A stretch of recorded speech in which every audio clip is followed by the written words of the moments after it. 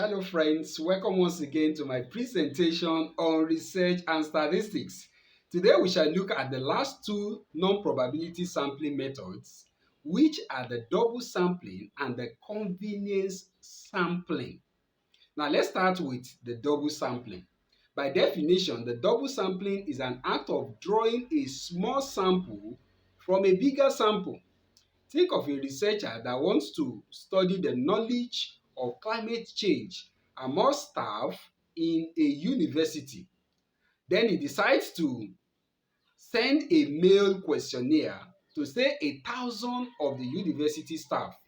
And out of that, he got 500 questionnaire returned.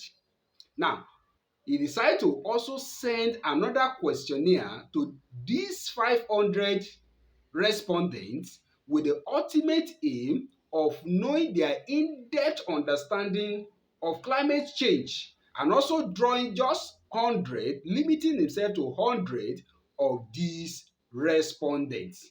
That is double sampling. It is an act of sampling a sample that has already been sampled.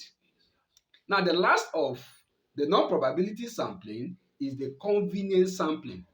This is a kind of sampling that is done based on accessibility or proximity to the researcher.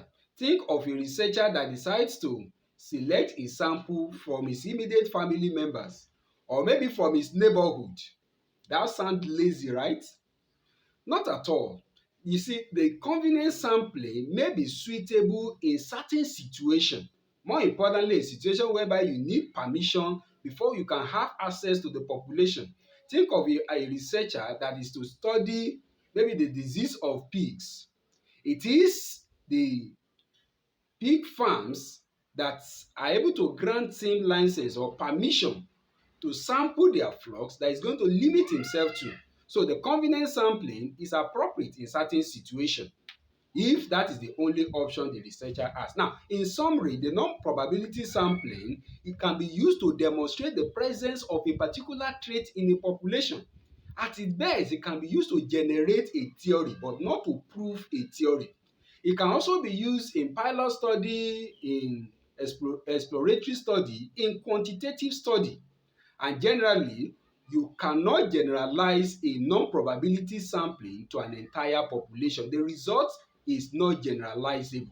Now, this is the much we are going to take on today's presentation. It's still research and statistics, and my name is still Felix Ayodele Oyileye. Please drop your question on the comment section.